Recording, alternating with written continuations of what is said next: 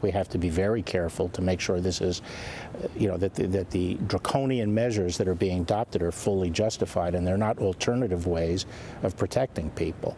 And I think, when this period of time, at the end of April, expires, I think we have to allow people to adapt more than we have.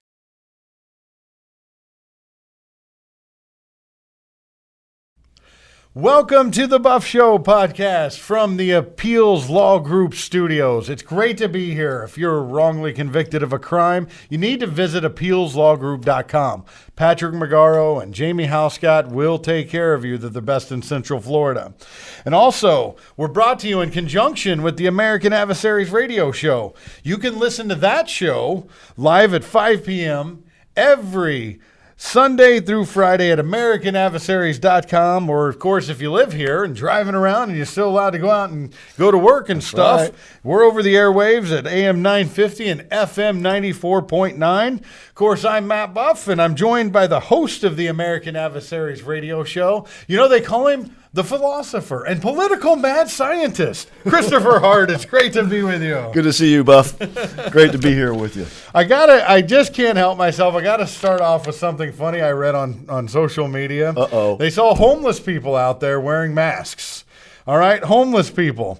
All right, first of all, did they just see everybody else wearing one and think they needed one too? Because they're not up with the Joneses. They're keeping up with the Joneses on the street corner. I mean, did they have to borrow somebody's phone to get the news? No, you remember they had Obama phones. Maybe now they got Obama masks via Obamacare. Right. First of all, anybody gets within 6 feet of these people, I think social distancing is not a problem with the homeless. I think they're the ones who need the masks. Oh, yeah, and by the way, if they do get the China virus, 3 hots and a cot, baby. Oh, Lord. No, if they get the virus, they're not going to let them in. They're going to put them out of jail. They're not going to let them in. I think China virus is one of the least of their the problems Wuhan when you're rummaging through trash. I think that's the least of your problems. Well, but it does kind of highlight a couple of things. And one is the recommendations now, after several weeks ago, the opposite recommendation.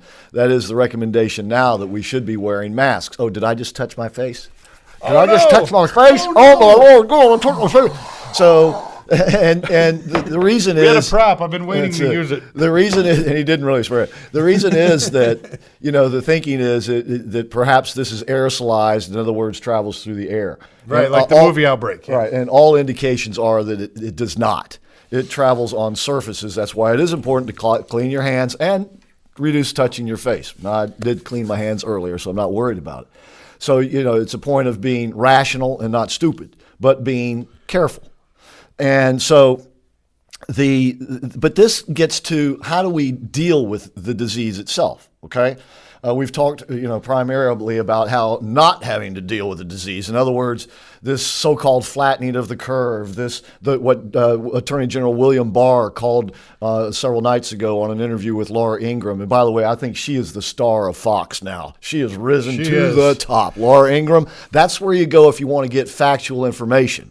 If you want to get a lot of people that have experienced this, doctors that have dealt with this. Exactly. As a matter of fact, there was an interesting episode this past week where one of her viewers tell the folks about how they took this was an awesome story last night. Okay, this guy, I think it was in Arizona, gets hospitalized, and they find out that he's one of the few cases that was fine, and he just got the China virus. So he starts exhibiting all these symptoms, and he definitely gets worse.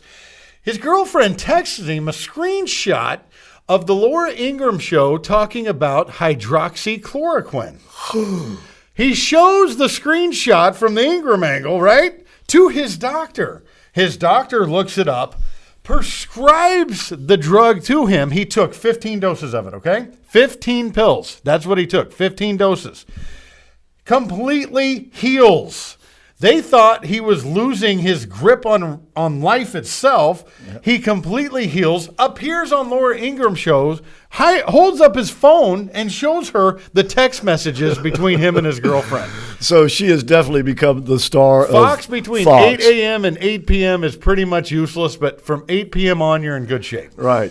So this week she had William Barr, Attorney General William Barr, on there, talked about a number of things. And we're going to have to do, when we get away from this China flu business about the FISA court, because we got a lot of things to say about the FISA court, but that's for There's another day. a whole bunch of things that came down. I know. And yesterday. we'll have to do that. We'll maybe do that in a week or two. But anyway, he was on there talking about what he considers to be the draconian measures that have been taken all over the country by governors, mayors, like our very own mayor here in Central Florida, Orange County mayor, shutting people in. Every day it seems to be something new, some new regulation. Now the speculation is he going to require people who go out in public in Orange County to wear masks?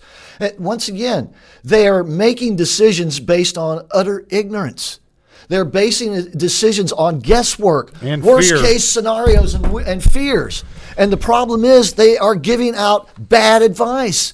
It may very well be bad medicine for healthy people to wear masks. You may be actually trapping things. You're holding in germs Yes, when you're wearing a mask. and if you're wearing a mask and not wearing it properly, it's not doing you a damn bit of good. So here's the thing. Things that we do know that work are being trashed by the liberal media. As a matter of fact, William Barr spoke about this in the interview. He said it's amazing. We have this sort of miraculous, I'm paraphrasing, but sort of miraculous drug. We'll put the clip in here. The clip in here. You can treat a lot of things with it. You can treat malaria with it. You can treat lupus with it. You can treat rheumatoid arthritis with it. It's a fairly harmless drug, been used for decades, 70 years. And then all of a sudden, because Donald Trump talks about it as useful treating this disease, you have now, as he put it, a jihad against the drug. Check out the clip right here. It's such a long track record that the risks were pretty well known. And as soon as he said something positive about it, the media's been on a jihad to discredit the drug. It's quite strange. So you see, That's insane. And the man is absolutely right. And so what this tells us, and we talked about this the last series that we did, and that is that from the beginning, the Chinese have been gaslighting us. They knew all along that this wasn't as bad as it could be portrayed to be. But they also knew that if they kept quiet about it and put out just little things to make it seem like it was very bad, that the Western liberals would run with it, that they had the WHO in their pocket, as John Kennedy, the senator from Louisiana, said this week. If you were to take Xi Jinping and turn him upside down and shake him, the WHO would fall out of his pocket. That's all been exposed this week, too. And they helped promote the ignorance out there, which bore all of these worst case scenarios and all these liberal interpretations of what the disease is or is not. And now all these people are locked into the lie. They have created a lie that they cannot get away from, because if they in any way distance themselves from the lie, they discredit themselves entirely. Let me tell you this. That's exactly right. And I know we got a lot to get on Joe Biden later on in some episodes, but he's been clear that he wants to bring Obama staffers back. Well, you have an Obama staffer that was high up in the administration saying we should be on lockdown for 36 months, some 18 months. I mean, can you imagine the country being shut? There would be no America left. The more liberal they get, Chris, the more liberal governors, the more you see the blue, the more blue they are, the longer they want the shutdown. Right. We can't imagine it, but they are dreaming it. Okay? Listen to me. We can't imagine that America that Matt was just referring to, but they are dreaming and longing for it, and working as hard as they can every waking minute of every damn day to destroy the America that we know and love and bring an America that is weak and susceptible and pliable to globalism and socialism. And along comes Donald Trump, and he ruins the idea, so they got to ruin him, and they got to ruin the country in the process.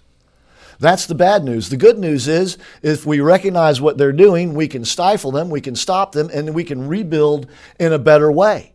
We can rebuild less dependent on the rest of the world rather than more dependent. And yet it is the liberals who want us more dependent. You can see, once again, their solutions are the solutions we are living. Do you like these solutions? Do you like the solution to a problem to run and hide from it? It sucks. This is not America. This is un-American, which is why they want us doing it.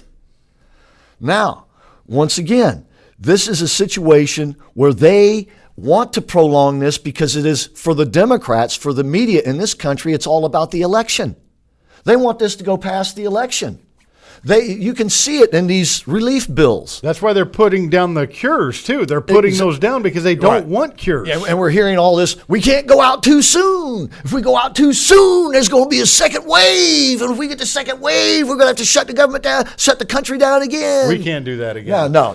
Here's a plan. Quick plan. I'm sorry. No, well, finish your thought. I want to get a quick plan because, and I want your thoughts on this plan. Okay, I want to start opening parts of the country May 1st. I want the last remnants of closure in this country to be the most liberal governors, and I want their people to revolt against them while the rest of the country is back to life. Those will be the last remnants of opening, will be liberal governments and local state officials.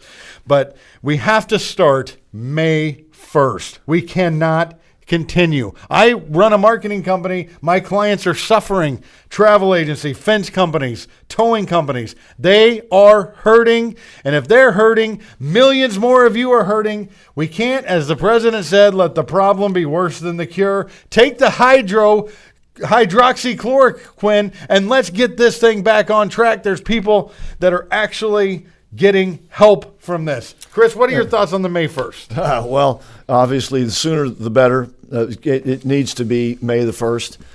That's when many of the states, the final deadlines come due. They're that, or within a week or so of that. Some of them are already beginning to extend it, though, because once again, they want this to last as long as possible. And they also want to use this as a way to force us into health care that we might not necessarily want, need, or should have.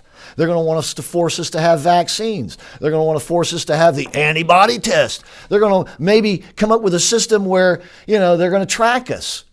And that we're going to have to be given a star or something to wear around. Maybe a chip in your right hand. Well, something to say that you're okay, that you can go out and work.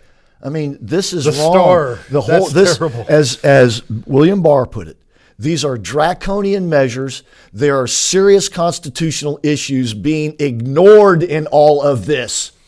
We cannot do this. We cannot do this and survive as a free, sovereign nation. We have to go back to work, and no matter what happens after that, we have to stay at work, and we have to be Americans, and we have to relieve the world of this calamity. Because if we don't, we'll all be speaking Mandarin pretty damn soon. And faster than you think. And so you guys are sick of being at home all the time, right? It's like Groundhog Day. Everything's the same. No, you want to get out and have fun again. And speaking of getting out and have fun again, if you've been wrongly convicted of a crime, call Hoscott Magaro. They can get you out and help you with their appeals law group. So visit appealslawgroup.com. All right? And don't forget to, and my transitions are getting better. It's really fun. Yes. Keep telling read the script, man. Don't forget to listen to the American Adversaries radio show with Christopher Hart and everyone at every Sunday through Friday, live at 5 p.m. Eastern time. Okay? That's Eastern time. At AmericanAdversaries.com. And, of course, if you're here in Central Florida, that's AM 950, FM 94.9 FM. And for this podcast, don't forget to like and share it and hit that notification bell, all right? So that's it for us today and this week. Have a great Easter weekend. And if you're watching this after Easter, I hope you had a great one. We'll see you soon, and stay safe.